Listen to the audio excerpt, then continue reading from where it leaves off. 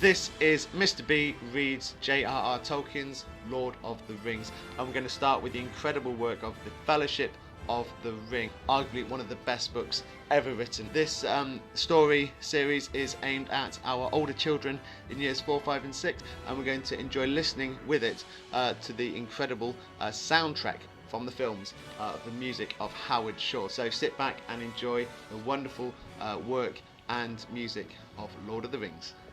J.R.R. Tolkien's The Fellowship of the Ring, Book 2, Chapter 6, Lothlorien. Alas, I fear we cannot stay here longer, said Aragorn. He looked towards the mountains and held up his sword. Farewell, Gandalf, he cried. Did I not say to you, if you pass the doors of Moria, beware? Alas, that I spoke true. What hope have we without you? He turned to the company. We must do without hope, he said. At least we may yet be avenged. Let us gird ourselves and weep no more. Come, we have a long road and much to do. They rose and looked about them. Northward the dale ran up into a glen of shadows between two great arms of the mountains, above which 3 white peaks were shining, Caradhras, the mountain of Moria. At the head of the glen a torrent flowed like a white lace over an endless ladder of short falls, and a mist of foam hung in the air above the mountain's feet. Yonder is the Dimwall Stair, said Aragorn, pointing to the falls. Down the deep cloven way that climbs beside the torrent we should have come, if fortune had been kinder. Or Caradhras less cruel, said Gimli. There he stands, smiling in the sun. He shook his fist at the furthest of the snow-capped peaks and turned away. To the east, the outflung arm of the mountains marched to a sudden end, and far lands could be descried beyond them, wide and vague. To the south, the misty mountains receded endlessly as far as sight could reach. Less than a mile away, and a little below them, for they stood still high up on the west side of the dale, there lay a mere. It was long and oval, shaped like a great spearhead thrust deep into the northern glen, but its southern end was beyond the shadows under the sunlit sky, yet its waters were dark blue. Its face was still and unruffled. There lies the Mirrormere, said Gimli sadly. I remember that, he said. May you have joy of the sight. Now long shall I journey before I have joy again. It is I that must hasten away, and he that must remain. The company now went down the road from the gates. It was rough and broken, fading to a winding track between the heathers, but still it could be seen that once long ago a great paved way had wound upwards from the lowlands of the dwarf kingdom. In places there were ruined works of stone beside the path, and mounds of green topped with slender birches or fir trees sighing in the wind. An eastward bend led them hard down towards the Mirrormere, and there, not far from the roadside, stood a single column of stone, broken at the top. That is Durin's stone, cried Gimli. I cannot pass without turning aside for a moment to look at the wonder of the dale. Be swift then, said Aragorn, looking back towards the gates. The sun sinks early here. The orcs will not maybe come out till after dusk, but we must be far away before nightfall. The moon is almost spent, and it will be dark tonight. Come with me, Frodo, cried the dwarf, springing from the road. I would not have you go without seeing Caladzadim. He ran down the long green slope. Frodo followed slowly, drawn by the still blue water in spite of hurt and weariness. Sam came up behind. Beside the standing stone, Gimli halted and looked up. It was cracked and weather-worn, and the faint runes upon its side could not be read. This pillar marks the spot where Durin first looked in the Mirrormere, said the dwarf. Let us look ourselves once, here we go. They swooped over the dark water. At first they could see nothing, then slowly they saw the forms of the encircling mountains, mirrored in a profound blue, and the peaks were like plumes of white flame above them. Beyond there was a space of sky. There, like jewels sunk in the deep, shone glinting stars, though sunlight was in the sky above. Of their own stooping forms no shadow could be seen. Oh, how fair and wonderful, said Gimli. There lies the crown of Durin till he wakes. Farewell. He bowed and turned away, and hastened back up the green slope to the road again. The road now turned south and went quickly downwards, running out from beneath the arms of the dale. Some way below the mere they came on a deep well of water, clear as crystal, from which a stream fell over a stone lip and ran glistening and gurgling down a steep rocky channel. Here is the spring from which the Silverlode rises, said Gimli. Do not drink of it, it is icy cold. Soon it becomes a swift river, and it gathers water from many other mountain streams, said Aragorn. Our road leads beside it for many miles, for I shall take you by the road that Gandalf chose, and first I hope to come to the woods where the Silverlode flows into the great river. Aragorn pointed ahead, and they all looked. Before them they could see the stream leaping down to the trough of the valley, and then running on and away into the lower lands, until it was lost in a golden haze. There lie the woods of Lothlorien, said Legolas. That is the fairest of all the dwellings of my people. There are no trees like the trees of that land, for in the autumn their leaves fall not, but turn to gold. Not till the spring comes and the new green opens do they fall, and then the boughs are laden with yellow flowers, and the floor of the wood is golden. So still our songs of Mirkwood say, my heart would be glad if I were beneath the eaves of that wood, and it was springtime. My heart will be glad even in the winter, said Aragorn, but it lies many miles away. Let us hasten. For some time Frodo and Sam managed to keep up with the others, but Aragorn was leading them at a great pace, and after a while they started to lag behind. In spite of the shining sun, the wind seemed chill after the dark warmness of Moria. The hobbits shivered. Frodo felt every step more painful, and he gasped for breath. At last Legolas turned, and seeing how far the hobbits were behind, he spoke to Aragorn. The others halted, and Aragorn ran back, calling to Boromir to come with him. "I am sorry, Frodo," he cried, full of concern. "So much has happened this day, and we have such need of haste, that I have forgotten that you were hurt, and Sam too. You should have spoken. We have done nothing to ease you as we ought, though all the orcs from Moria were after us. Come now. A little further on there is a place where we can rest for a little. There I will do what I can for you. Come, Boromir, we will carry them." Soon afterwards they came upon another stream that ran down from the west and joined the bubbling waters with the hurrying Silverlode. Here they rested. It was now nearly 3 hours after noon, and they had come only a few miles from the gates. Already the sun was beginning to set. While Gimli and the two young hobbits kindled a fire of brush and firwood and drew water, Aragorn tended Sam and Frodo. Sam had taken a knife wound to his temple, but it was not deep. But it did look ugly, and Aragorn's face was grave as he examined it. After a moment he looked up with relief. "Good luck, Sam," he said. "Many have received worse than this in payment for slaying their first orc. This cup was not poisoned, as the wounds of orc blades often are. It should heal well when I have tended it. Bathe it when Gimli has heated the water." He opened his pouch and drew out some withered leaves. "They are dry and some of their virtue has gone," he said, "but here I have still some of the leaves of Athelia that I gathered near Weathertop. Crush one in the water and wash the wound clean, and I will bind it. Now it is your turn, Frodo." "I am all right," said Frodo, reluctant to have his garments touched. "All I needed was some food and a little rest." "No," said Aragorn, "we must have a look and see what the hammer and the anvil have done to you. I still marvel that you are alive at all." Gently he stripped off Frodo's old jacket and worn tunic, and gave a gasp of wonder. Then he laughed. The silver corselet shimmered before his eyes like the light upon a rippling sea. Carefully he took it off and held it up, and the gems on it glittered like stars, and the sound of the shaken rings was like the tinkle of rain in a pool. "Look, my friends," he called, "here's a pretty hobbit skin to wrap an elven princeling in. If it were known that hobbits had such hides, all the hunters of Middle-earth would be riding to the Shire." "And all the arrows of all the hunters in the world would be in vain," said Gimli, gazing at the mail in wonder. "It is a mithril coat. Mithril! I have never seen or heard tell of one so fair. Is this the coat that Gandalf spoke of? Then he undervalued it, but it was well given." There was a dark and blackened bruise on Frodo's right side and breast. Under the mail there was a shirt of soft leather, but at one point the rings had been driven through it into the flesh. Frodo's left side was also scored and bruised where he had been hurled against the wall. While the others set the food ready, Aragorn bathed Frodo's hurts with water in which Athalius was steeped. The pungent fragrance filled the dell, and all those who stooped over the steaming water felt refreshed and strengthened. Soon Frodo felt the pain leave him, and his breath grew easy, though he was stiff and sore to the touch for many days. Aragorn bound some soft pads of cloth at his side. "The mail is marvellously light," he said. "Put it on again if you can bear it. My heart is glad to know that you have such a coat. Do not lay it aside, even in sleep." When they had eaten, the company got ready to go on. They put out the fire and hid all the traces of it. Then, climbing out of the dell, they took to the road again. They had not gone far before the sun sank behind the westward heights and great shadows crept down the mountainsides. Dusk veiled their feet, and mist rose in the hollows. Away in the east the evening light lay pale upon the dim lands of distant plain and wood. Sam and Frodo, now feeling eased and greatly refreshed, were able to go at a fair pace, and with only one brief halt Aragorn led the company on for nearly 3 hours. It was dark, deep night had fallen, there were many clear stars. Gimli and Frodo were at the rear, walking softly, but not speaking, listening for any sound upon the road behind. At length Gimli broke the silence. "Not a sound but the wind," he said. "There are no goblins near. All my ears are made of wood. It is to be hoped that the orcs will be content with driving us from Moria, and maybe that was all their purpose, and they had nothing else to do with the ring. Though orcs will often pursue foes for many leagues into the plain if they have a fallen captain to avenge." Frodo did not answer. He looked at Sting, and the blade was dull. Yet he had heard something, or thought he had. As soon as the shadows had fallen about them, and the road behind was dim, he had heard again the quick patter of feet. Even now he heard it. He turned swiftly. There were 2 tiny gleams of light behind, or for a moment he thought he saw them, but at once they slipped aside and vanished. "What is it?" said the dwarf. "I don't know," answered Frodo. "I thought I heard feet, and I thought I saw a light, like eyes. I have thought so often since we first entered Moria." Gimli halted and stooped to the ground. "I hear nothing but the night speech of plant and stone," he said. "Come, let us hurry. The others are out of sight." The night wind blew chill up the valley to meet them. Before them a wide grey shadow loomed, and they heard an endless rustle of leaves like poplars in the breeze. "Lothlorien!" cried Legolas. "Lothlorien! We have come to the eaves of the Golden Wood. Alas that it is winter." Under the night the trees stood tall before them, arched over the road and stream that ran suddenly beneath their spreading boughs. In the dim light of the stars their stems were grey, and their quivering leaves a hint of fallow gold. Lothlorien, said Aragorn, glad am I to hear again the wind in the trees. We are still little more than 5 leagues from the gates, but we can go no further. Here let us hope that the virtues of the elves will keep us tonight from the peril that comes behind.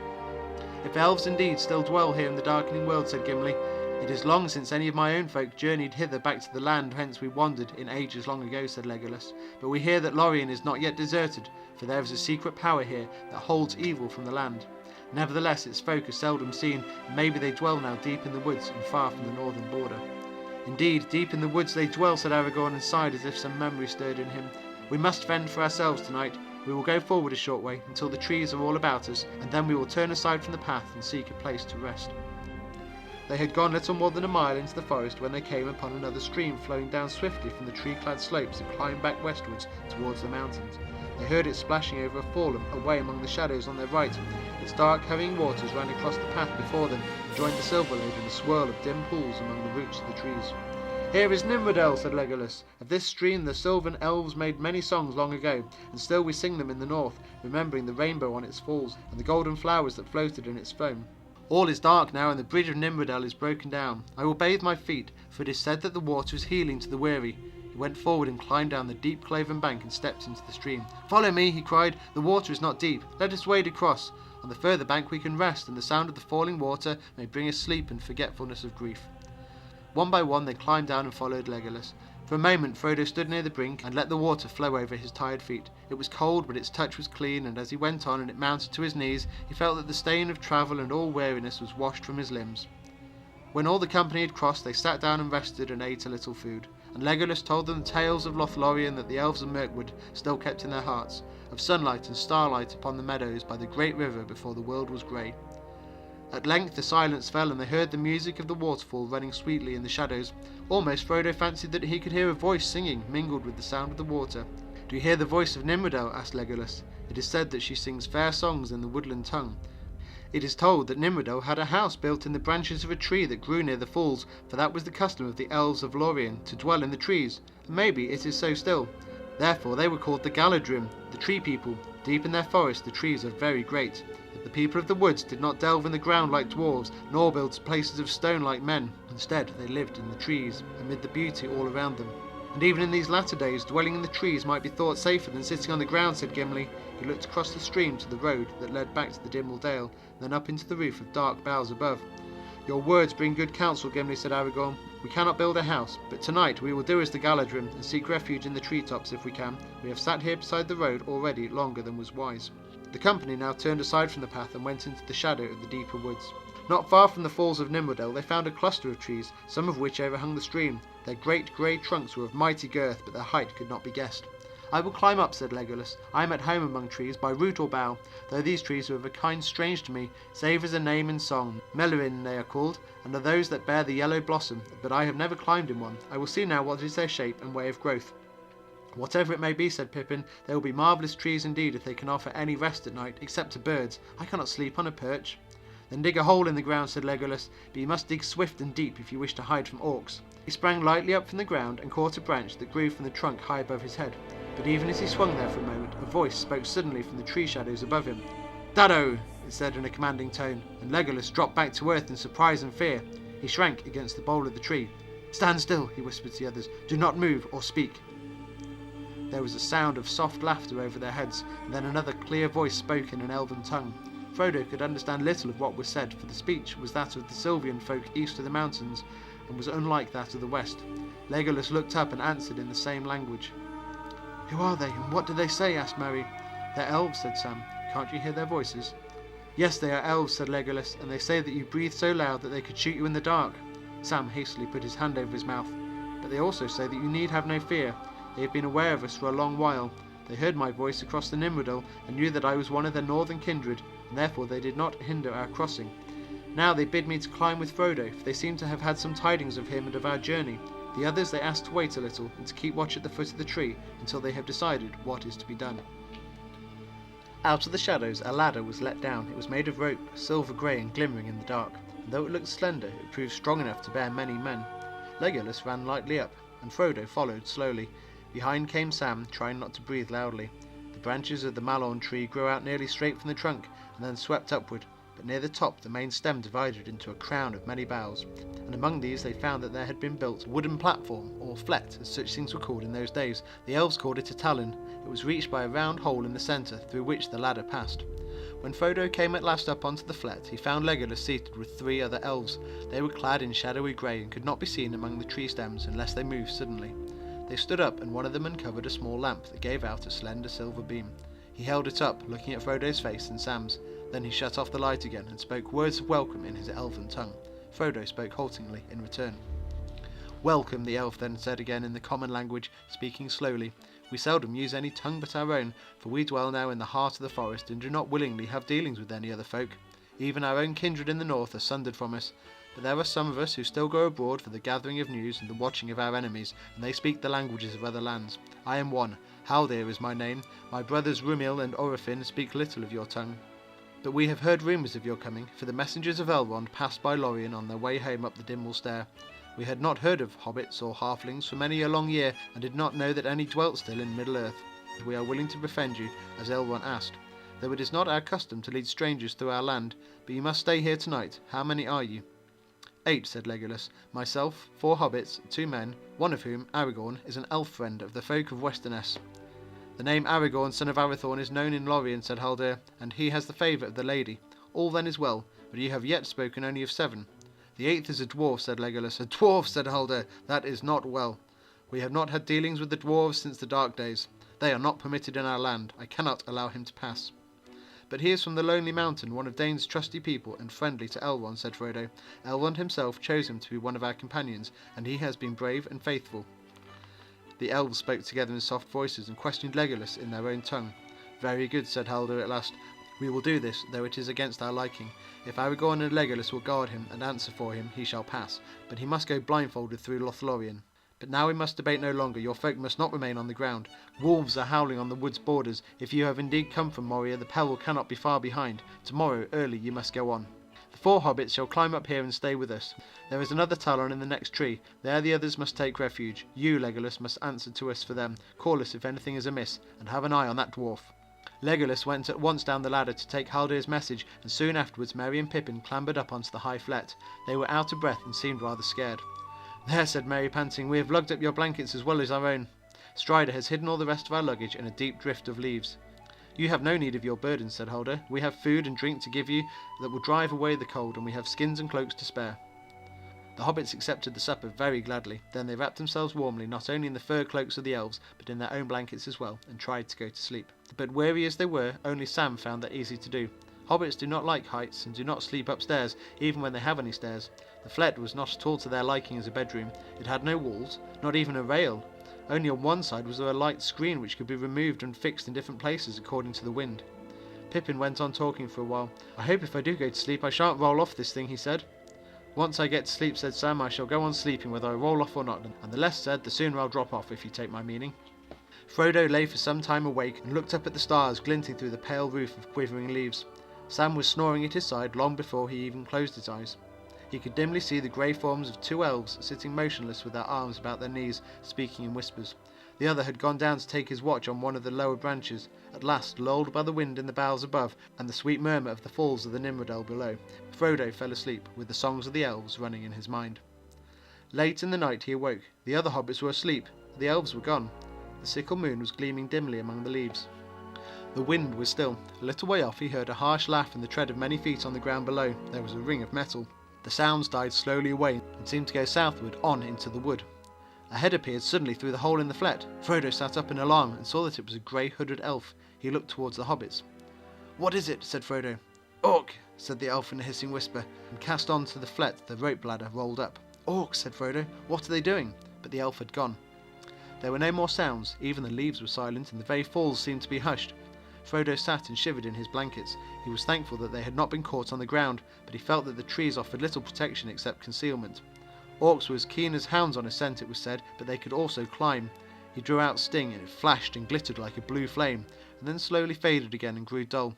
In spite of the fading of his sword, the feeling of immediate danger did not leave Frodo, rather it grew stronger. He got up and crawled to the opening and peered down. He was almost certain that he could hear stealthy movements at the tree's foot far below. Not elves, for the woodland folk were altogether noiseless in their movements. Then he heard faintly a sound like sniffing, and something seemed to be scrabbling on the bark of the tree trunk. He stared down into the dark, holding his breath.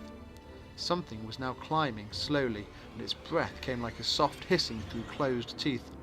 Then, coming up close to the stem, Frodo saw two pale eyes. They stopped and gazed upward, unwinking. Suddenly they turned away, and a shadowy figure slipped around the trunk of the tree and vanished. Immediately after, Haldir came climbing swiftly up through the branches. "There was something in this tree that I have never seen before," he said. "It was not an orc. It fled as soon as I touched the tree stem. It seemed to be wary, and to have some skill in trees, or I might have thought that it was one of you hobbits. I did not shoot, for I dared not arouse any cries. We cannot risk battle. A strong company of orcs has passed. They crossed the Nimrodel, cursed their foul feet in its clean water, and went on down the old road beside the river. They seemed to pick up some scent, and they searched the ground for a while near the place where you halted. The three of us could not challenge 100, so we went ahead and spoke with feigned voices, leading them off into the wood. Orifin has now gone in haste back to our dwellings to warn our people. None of the orcs will ever return out of Lothlorien, and there will be many elves hidden on the northern border before another night falls, but you must take the road south as soon as it is fully light."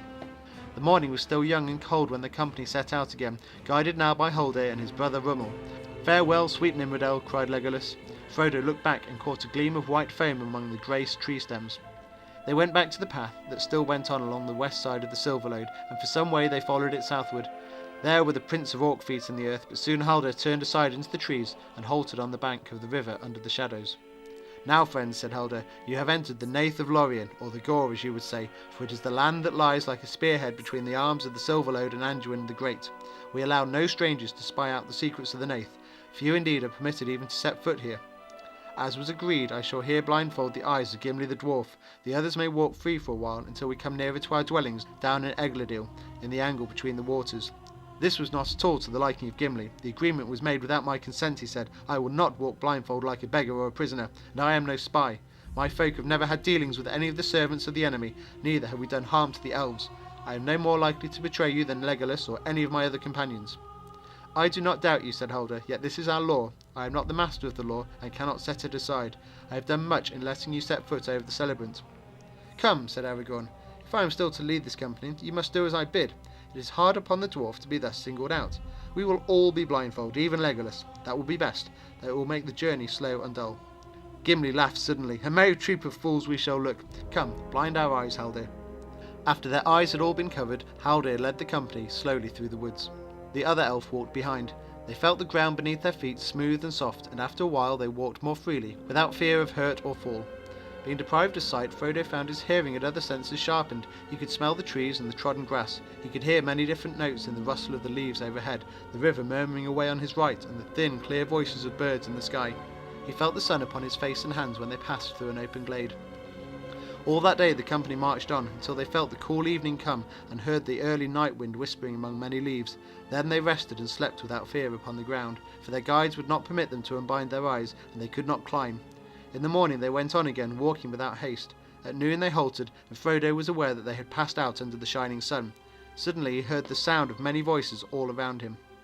A marching host of elves had come up silently. They were hastening towards the northern borders to guard against any attack from Moria, and they brought news, some of which Haldir reported. The marauding orcs had been waylaid and almost destroyed. The remnant had fled westward towards the mountains and were being pursued. "Also," said Haldir, "they bring me a message from the Lord and Lady of the Galadrim. You are all to walk free, even the dwarf Gimli. It seems that the lady knows who and what is each member of your company. New messages have come from Rivendell, perhaps." He removed the bandage first from Gimli's eyes. "Your pardon," he said, bowing low. "Look on us now with friendly eyes. Look and be glad, for you are the first dwarf to behold the trees of the Nath of Lorien since Durin's day." When his eyes were in turn uncovered, Frodo looked up and caught his breath. They were standing in an open place. To the left stood a great mound, as green as springtime in the elder days. Upon it, as a double crown, grew two circles of trees. The outer had bark of snowy white, and were leafless but beautiful in their shapely nakedness. The inner were malorn trees of great height, still arrayed in pale gold. High amid the branches of a towering tree that stood in the centre of all, there gleamed a white flet. At the feet of the trees and all about the green hillsides the grass was studded with golden flowers shaped like stars. "Behold, you are come to Seren Amroth," said Haldir, "for this is the heart of the ancient realm as it was long ago. Here ever bloom the winter flowers and the unfading grass. Here we will stay a while, and we will come to the city of the Galadrim at dusk." The others cast themselves down upon the fragrant grass, but Frodo stood a while, still lost in wonder. He turned and saw that Sam was standing beside him, looking round with a puzzled expression, and rubbing his eyes as if he was not sure that he was awake. "It's sunlight and bright day right enough," he said. "I thought that elves were all for moon and stars, but this is more elvish than everything I've ever heard tell of." Haldir looked at them, and he seemed indeed to take the meaning of both thought and word. He smiled. "You feel the power of the Lady of Galadrim," he said, "and very soon it will be time for you to meet her."